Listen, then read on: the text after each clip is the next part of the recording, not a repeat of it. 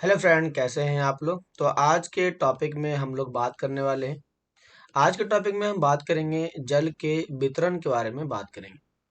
जल के वितरण से हमारा मतलब है कि विश्व में पूरे विश्व के अंदर जल का वितरण किस प्रकार से किया गया है। आज हम इसी टॉपिक के ऊपर बात करने वाले हैं क्लास। तो आइए चालू करते हैं। तो कहता है कि हम सभी जानते हैं कि पृथ्वी की सतह का 3/4 भाग जल से ढका हुआ है।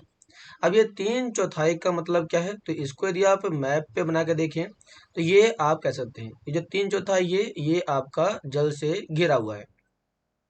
कहता है यदि धरती पर थल की अपेक्षा जल अधिक है तो अनेक देशों में जल की कमी का सामना क्यों करना पड़ता है।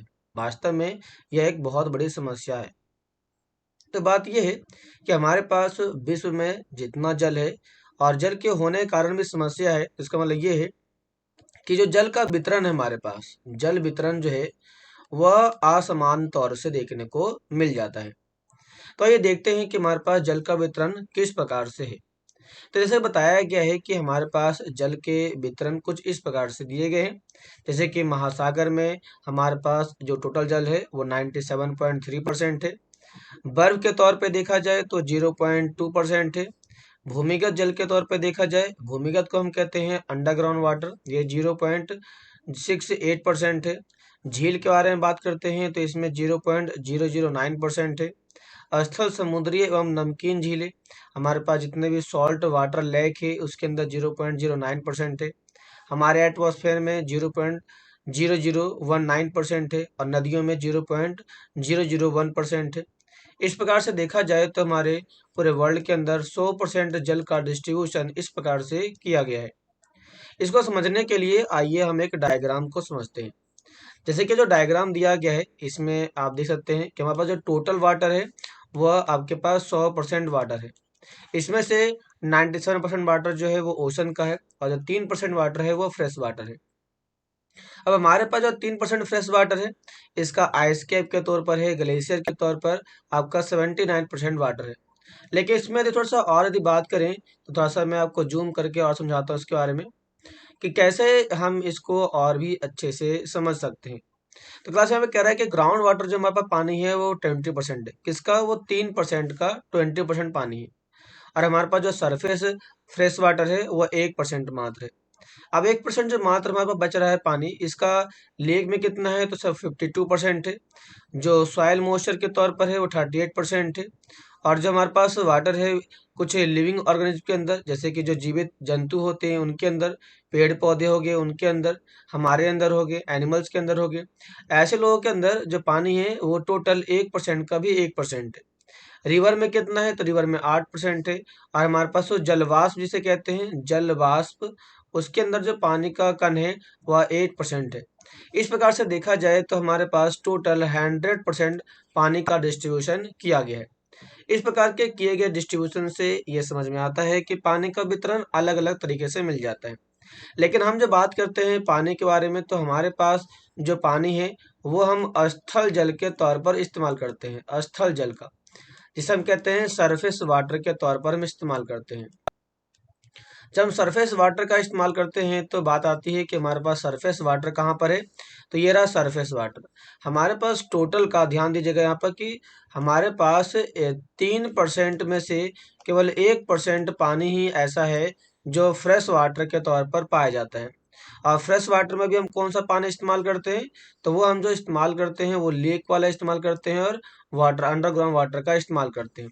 तो एक का भी मात्र 20% पानी है जो हम लोग इस्तेमाल करते हैं पीने के लिए। इसीलिए हमारे पूरे विश्व के अंदर देखा जाए तो जल की समस्या देखने को मिल जाती है। जल समस्या मिल जाती है देखने को। इसी से संबंधित कुछ आपके पास नोट्स दिए गए हैं, ऊपर कुछ पॉइंट बताए गए हैं, थोड़ा सा देखते हैं इसके बारे में।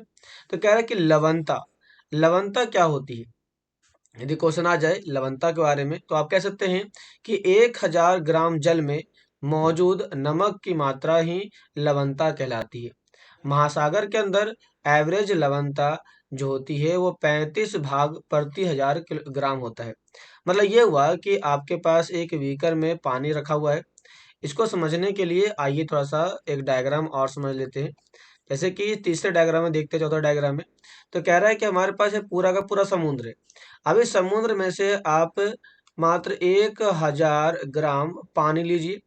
अब इस 1000 ग्राम पानी को यदि हम उबाल लेते हैं, यदि हम क्या कर लेते हैं, इसको उबाल लेते हैं, तो उबालने से जो भी नमक बचेगा, जो भी हमारे पास नमक निकलेगा, उसी को हम कहते हैं क्या, उसी को हम कहते हैं लवणता कहते हैं। अब विश्व के अंदर देखा जाए, हमारे पास ये जो ओशन होते हैं, तो ओशन के अंदर देखा जाए तो ओशन में लवणता में कितनी पाई जाती है? तो ओशन के अंदर जो लवणता पाई जाती है वो औसत होता है 35 ग्राम होता है। कितना होता है? 35 ग्राम होता है। कितने में से? तो 1000 ग्राम में से। तो 1000 ग्राम में मात्र 35 ग्राम हमारे पास नमक पाया जाता है। किसके अंदर? तो समुद्र के अंदर ऐसा देखने को मिल जाता है। अब इसी से संबंधित एक क्वेश्चन और भी दिया गया है, एक और भी मेन पॉइंट कह रहा है कि इजराइल, यदि हम बात करते हैं इजराइल के बारे में, तो इजराइल का जो मृत सागर है, जिसे आप कहते हैं डेथ सी कहते हैं, जो डेथ सी है, डेथ सी के अंदर हमारे पास जो पानी की लवणता है वो कितनी है? तो वो कह रहा है कि 340 ग्राम प्रति लीटर है। मतलब कि 1 लीटर के अंदर जो नमक की मात्रा है, नमक की मात्रा वो कितनी है? तो 340 ग्राम है। 340 ग्राम है। अब इसी कारण आपको देखा होगा कि वहां पर जो लोग होते हैं ना, वो पानी के अंदर तैरते हुए नजर आ जाते हैं, जैसे कि आप इन दोनों को देख रहे हैं। ये बिना तैरे हुए भी पानी के ऊपर क्या कर रखे हैं? तो तैरते हुए नजर आ रहे हैं। ऐसा इसलिए भी क्योंकि इसके अंदर, पानी के अंदर जो लवणता है वो ज्यादा मात्रा में पाई जाती है। तैराक इसमें प्लाव कर सकते हैं, तैर सकते हैं, क्योंकि नमक की अधिकतम इसे सघन बना देती है। तो नमक के कारण पानी के अंदर जो डेंसिटी होती है बढ़ जाती है, और हम, कोई भी व्यक्ति यदि जाता है या कोई चीज डालते हैं, तो वो उसमें डूबता नहीं है, बल्कि वो क्या करता है? तो तैरता रहता है बिना किसी अलग इंस्ट्रूमेंट के। तो ये थे इसके बारे में मेन बातें। क्लास, इस प्रकार से देखा जाए तो विश्व में कई सारे ऐसे समुद्र हैं जिसकी लवणता इससे भी ज्यादा और इसी के आसपास मिल जाती है। देखो क्लास, एक चीज और भी है कि जब लवणता की बात करते हैं, तो जो लवणता होती है, ये लवणता कई सारी चीजों से प्रभावित होती है। खास करके देखा जाए लवणता के प्रभाविता के बारे में, तो ये प्रभावित होती है आपके पास तापमान के कारण प्रभावित होती है। शायद ये दिखाई नहीं पड़ रहा होगा आप लोगों को। तो ये जो होता है वह तापमान के कारण प्रभावित होता है। दूसरा होता है आपके स्थल के आकार के आधार पर। यदि चारों ओर से वो घिरा हुआ है पानी, तो यहाँ पर लवणता की मात्रा ज्यादा होगी। इसके साथ साथ देखने को मिलता है क्या? और वो मिलता है अक्षांश या देशांतर के आधार पर। यदि ये 90 डिग्री के अक्षांश पर है, तो वहाँ पे लवणता कम होगी, और 0 डिग्री के अक्षांश पर है, तो वहाँ पे लवणता थोड़ा सा ज्यादा होगा। लेकिन यदि हम बात करते हैं वो चारों तरफ से घिरा हुआ हो एरिया से, लैंड से, तो वहाँ पे लवणता और भी ज्यादा देखने को मिल जाएगी।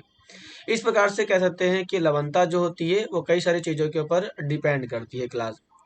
तो ये थे टॉपिक आज के बारे में। ये आपको कैसा लगा जरूर बताइए, और वीडियो को सब्सक्राइब, लाइक जरूर करें। तो मिलते हैं नेक्स्ट वीडियो में, जिसमें हम नेक्स्ट टॉपिक के ऊपर बात करेंगे। आज के लिए इतना ही, तब तक के लिए धन्यवाद।